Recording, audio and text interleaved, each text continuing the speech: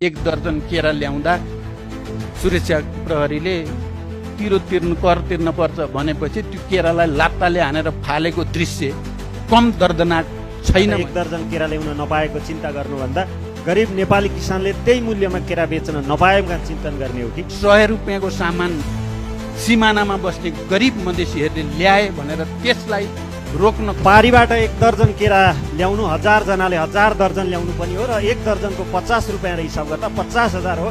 त्यति नै नेपाली किसानको केरा बिक्ने हो भने 50 जना किसानको 1 दिनको 1000 कमायो। यतिले किसानको गुजारा मात्र चल्दैन, 50,000 नेपालको व्यापार घाटा कम गर्दछ। तस्करी रोक्ने अरबको जो तस्करी सीमा वारपार हुने गरेको छ त्यसलाई रोकौँ। नेपालको संसदमा हुने बहस उताको सामान यता भन्ने हो या यताको सामान उता लैजान पाऊँ भन्ने हो। हाम्रो उपस्थिति उताका ब्रान्डेड कपडाको दौरा सुरुवाल लगाएर हुने अभिनय हो वा नेपालको अल्लो गाँदा सिस्नु पस्मिना उन कपासबाट बनेका दौरा सुरुवाल छुवा हेङ्गी तापालन हाकुपटासी टाइसुट धोती वा टोपीको अभियान सहितको उपस्थिति हुनुपर्ने हो।